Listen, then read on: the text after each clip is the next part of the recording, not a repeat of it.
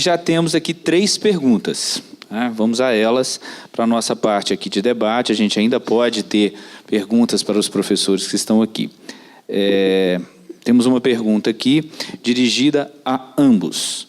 Tendo em vista que não há diferenças genéticas significativas entre a população brasileira e a categorização racial é autodeclarada, qual a opinião dos palestrantes sobre o sistema de cotas raciais nos mais diversos concursos públicos, inclusive vestibulares, inclusive o SISU, e as comitivas, as comissões, para julgar a cor dos participantes? Professor, professora.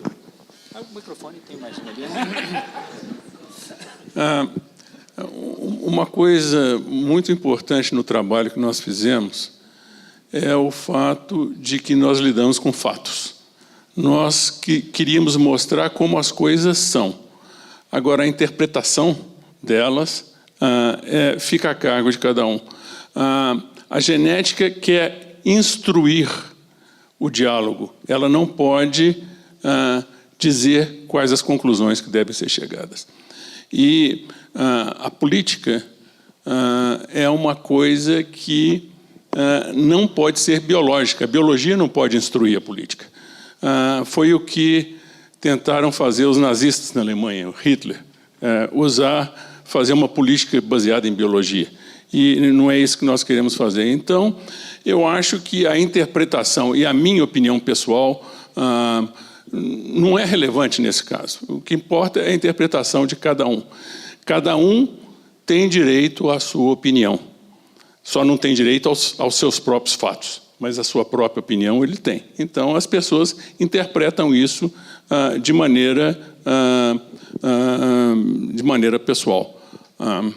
Então, eu queria deixar claro que nós estamos lidando, apenas apresentando os fatos que nós pudemos averiguar quanto à genética do brasileiro. E eu não quero certamente entrar nessa seara da política.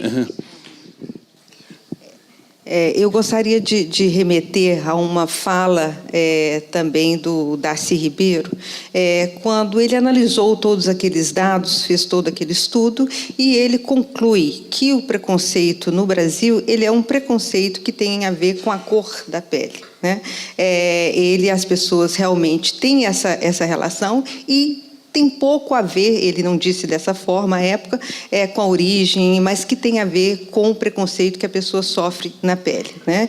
Isso acontece com os indígenas, acontece com os negros, acontece com vários, até mesmo com os japoneses também, houve casos, eu relatei a partir, logo depois da Segunda Guerra Mundial. Então, as pessoas, os preconceitos existem porque nós vemos o outro de maneira diferente, que não é como nós somos. Então, por causa disso, isso é a defesa do Darcy Ribeiro, ele desconstrói aquela ideia de que há uma democracia racial no Brasil, e ele fala que não pode ter democracia racial se não houver uma democracia social. Então, esse é o argumento que ele usa, o argumento que vários antropólogos usam, justamente para falar que nós temos realmente que há esse preconceito que levou à exclusão de certos grupos de pessoas de participarem da sociedade de maneira efetiva, né, como deveriam participar, e que nós temos, através dessas leis de cotas, é uma forma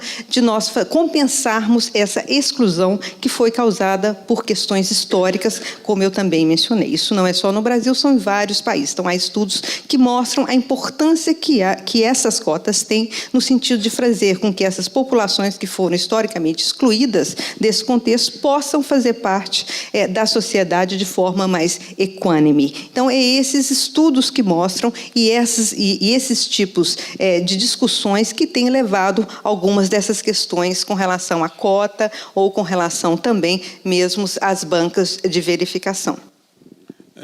Eu só queria voltar atrás, porque eu respondi a primeira parte da pergunta. E a segunda parte da pergunta são esses tribunais raciais, morfológicos que foram criados.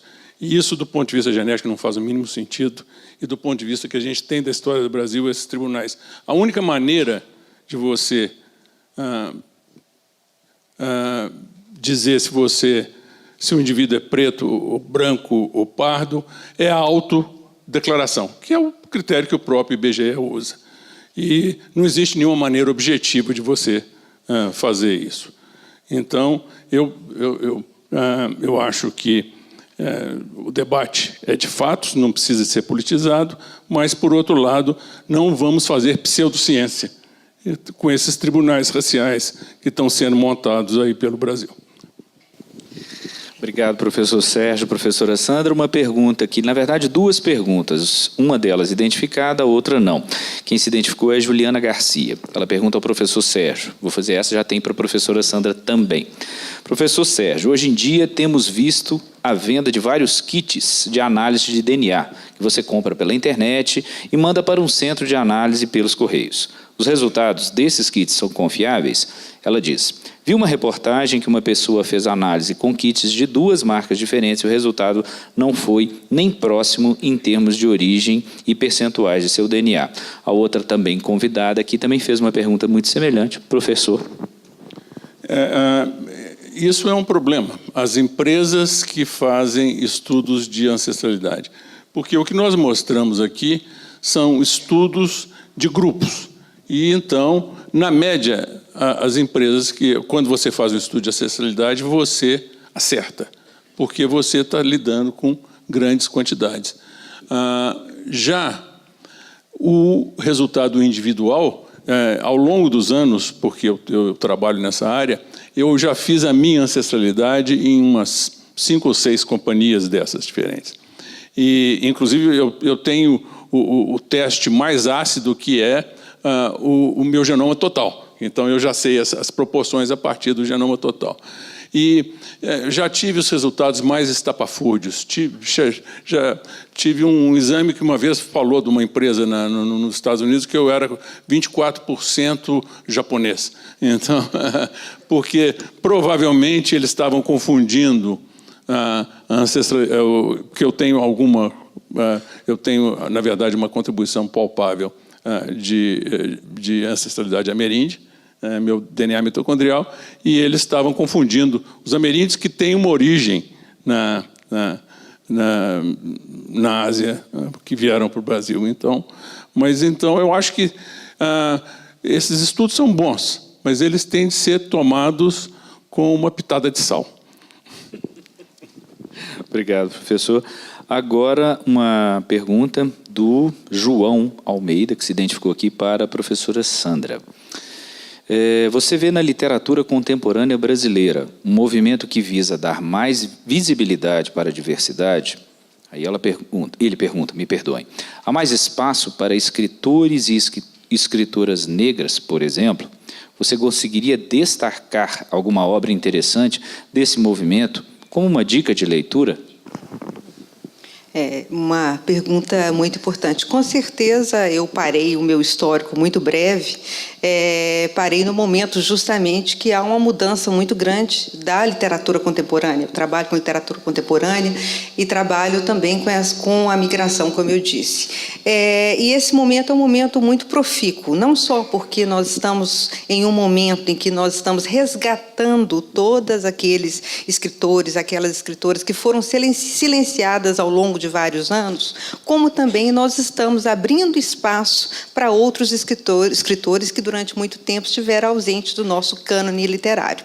Uma escritora da qual eu gosto muito é Conceição Evaristo, é uma escritora que faz um trabalho maravilhoso, escreve poemas, contos, e fala um pouco de todo esse histórico da vivência, do racismo, da questão da escravatura. Então, é uma escritora que questiona muito o lugar de fala também desse sujeito, dessa mulher negra. É uma escritora que realmente faz uma história, que faz um levantamento de tudo isso que a família dela passou e que ela também tem vivenciado.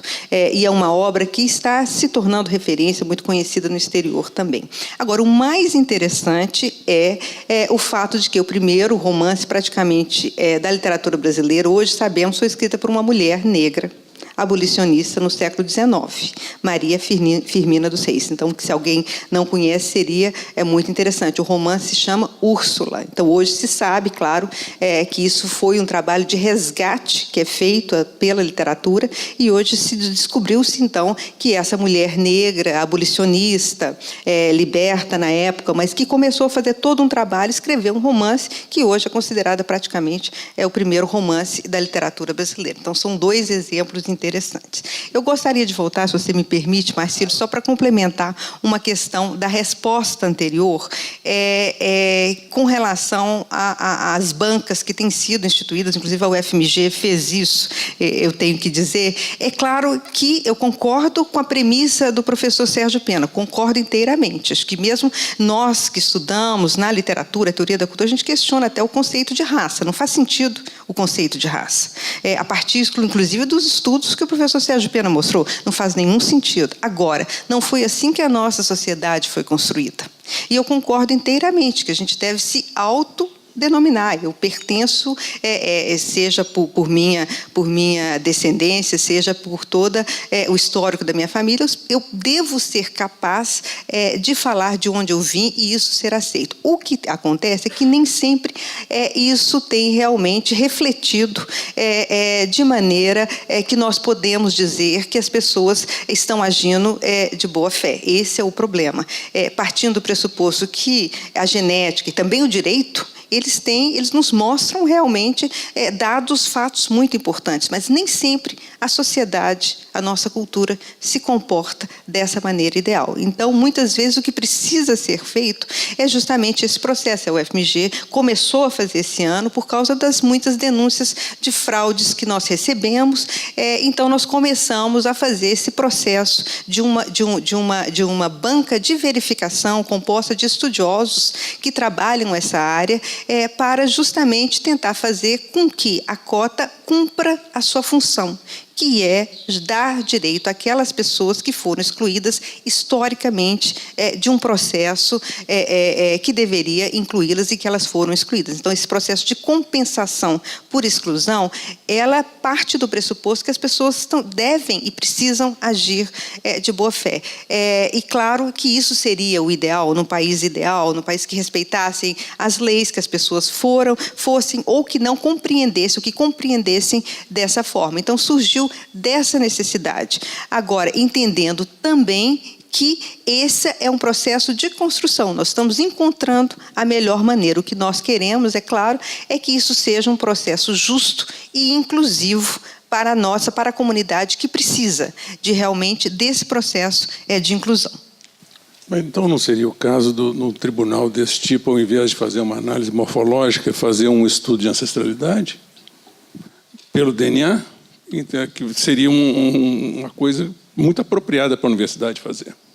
Seria interessante, sim. Só que o que foi demonstrado historicamente, e isso quem está falando não sou eu, são os estudiosos que trabalham, como eu disse, eu sou estudiosa da literatura e da cultura, mas quem trabalha com isso, e o professor o Darcy Ribeiro menciona, é que o preconceito, a maneira como as pessoas são excluídas, não tem a ver com a ancestralidade, mas sim com a cor da pele da pessoa. Então, essa é a marca da exclusão na nossa sociedade. Isso é o que nos mostra um estudo que mostrou também Darcy Ribeiro. Então, infelizmente, essa é a condição da nossa sociedade. Ela é estratificada pela cor da pele da pessoa. Infelizmente, é claro. Então, quando se fala de uma compensação histórica, nós estamos falando de uma compensação por aqueles que foram excluídos. E aqueles que foram excluídos historicamente, isso os estudiosos têm dito nesse sentido, são aqueles que realmente têm essa marca no corpo. Até a Conceição Evaristo, voltando à pergunta que foi feita, ela tem todo um trabalho que fala justamente do corpo, dessa marca que é sentida no corpo, essa marca de exclusão, que é sentida no corpo feminino e também no corpo negro.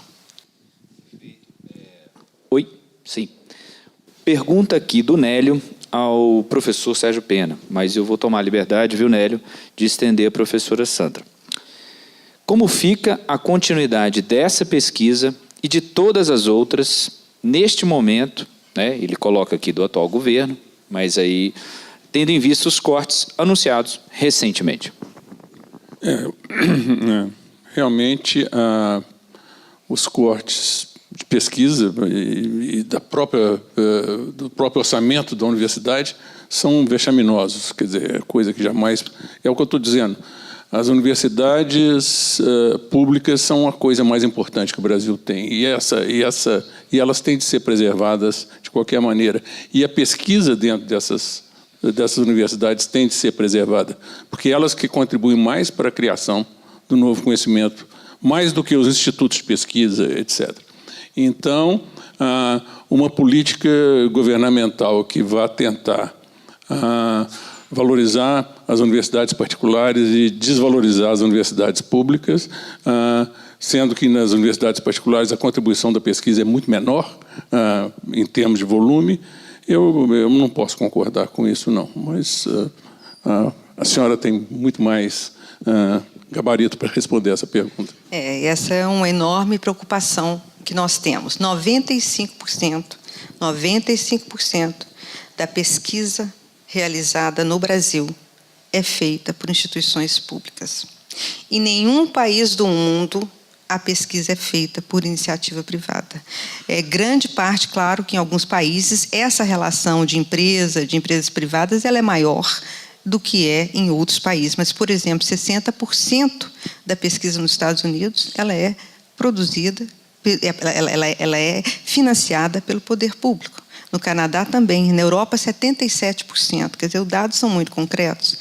Não tem como nós construirmos um país sem investimento em pesquisa. Em pesquisa em todas as áreas. Vocês acabaram de me ouvir falar de literatura. Muita gente acha que literatura não faz pesquisa. Nós fazemos, né? Nós fazemos, é importante. Ciências humanas, todas as áreas do conhecimento são importantíssimos para a construção, para o pensamento crítico do país. Então, não se constrói um país sem investimento contínuo em ciência, em educação, em tecnologia. Não há como. Os países do mundo que enfrentaram crises financeiras, quais foram as opções? Foi justamente investir nessas áreas. É o caso da Coreia do Sul, é o caso da Alemanha, é o caso de Israel. Esse é o investimento que precisa ser feito, né? E esse investimento ele tem que vir do setor público, porque claro que nós podemos fazer transferência de tecnologia, né? Aliás, a UFMG, com muito orgulho, é uma das universidades que mais tem, em termos de depósito de patente, é a universidade que mais tem esse número. Mas há toda uma pesquisa que é básica e que ela tem que ser financiada pelo Estado. Isso em qualquer lugar do mundo. E, quando se fala em produção de conhecimento, ela é importantíssima também para a melhoria de vida da população. Nós tivemos um exemplo na fala do professor Sérgio Pena. Nós temos várias situações em que todas essas pesquisas que são feitas nas universidades, elas desembocam em produtos relevantes para a nossa sociedade, que têm um impacto muito importante na vida das pessoas, no pensamento crítico, nas políticas públicas. Então, é importante que nós façamos isso. Darcy Ribeiro também falava que não há como construir um país sem universidades. Ele falava da universidade pública, né? E eu digo que não se pode construir um país sem investimento em pesquisa, ensino, pesquisa e extensão. E isso está, justamente, toda essa pesquisa está nas universidades públicas, não é, professor? Isso me lembrou, existe um pesquisador argentino chamado Bernardo Ursay, que ganhou o Prêmio Nobel de Medicina alguns anos atrás, e o Bernardo Ursay falava que a Argentina é pobre demais para se dar ao luxo de não fazer pesquisa. Então... Bom, nós estamos chegando, na verdade, ao nosso final e nós temos um comentário e mais uma pergunta, que é bastante complexa. Vamos tentar lá, porque nós estamos vendo ali, nós estamos a 1 minuto e 33 da nossa tentativa de terminar o nosso evento. Bom, o comentário é o seguinte: o fato de sermos praticamente indistintos geneticamente em nada espelha as gigantescas diferenças sociais no país. Ou seja, é evidente que a população fenotipicamente negra, bem como a ameríndia, encontra-se indubitável prejuízo econômico e social comparado aos ditos brancos, reflexo da história de colonização e exploração no país. Assim, a lei de cotas, concorde ou não, tem base social e histórica, não biológica, tampouco genética. A lei de cotas reflete, pois, nada mais que um esforço em busca de uma maior equidade do acesso ao ensino público para a população brasileira. Aí o professor Sérgio, ao final aqui, tem como fazer umas considerações. E uma última pergunta aqui para que nós possamos fazer, e aí, infelizmente, a gente vai caminhando para o final da nossa primeira, né, de muitas. Se a diversidade genética é tão grande, como nos evidenciou o professor Sérgio Pena, e a cultura é tão importante para a constituição da nossa identidade, como defendeu a professora Sandra, a própria pergunta do evento não estaria equivocada? Não há, então, um brasileiro? Haveria um brasileiro do agora, um brasileiro de cada tempo? Temos quanto? Temos... 1 segundo para responder. Não, eu queria só deixar claro um aspecto que... o que nós mostramos é que as pessoas são todas diferentes quando a gente faz um estudo. Isso quer dizer que nós somos... não existem raças humanas porque nós somos igualmente diferentes. Em outras palavras, as diferenças genéticas entre eu e a professora são tão grandes feito as diferenças genéticas que existem entre eu e alguém que mora na Nigéria ou eu e alguém que mora em Beijing. Quer dizer, nós somos todos igualmente diferentes. Agora, quanto à crítica de que a pergunta quem é o brasileiro, talvez a pergunta melhor, quem são os brasileiros? Que eu acho que foi a maneira como eu coloquei no slide, porque eu acho que não existe um arquétipo de um brasileiro, não existe ninguém que represente o Brasil como um todo. Isso seria ridículo, ter uma pessoa representando um país de 200 milhões de pessoas que são todas igualmente diferentes, né? Sim, inteiramente de acordo. É uma construção. A identidade, seja ela nacional, a identidade individual, ela é uma construção, um processo de construção que leva em consideração várias questões. Aqui, no caso, o que é importante também, nós sabemos que essa diversidade, qual que é o nosso objetivo, que nós queremos, né, principalmente eu como educador e a universidade, que essa diversidade se esteja representada cada vez mais na nossa comunidade e que nós tenhamos uma sociedade cada vez mais justa e equânime, que nós não tenhamos que dizer você é um brasileiro X com alguns direitos, esse é um outro brasileiro que não tem os mesmos direitos. Acho que esse é o nosso norte, é o norte também do direito brasileiro e é o norte que o professor Sérgio Pena nos mostra através do seu belo trabalho.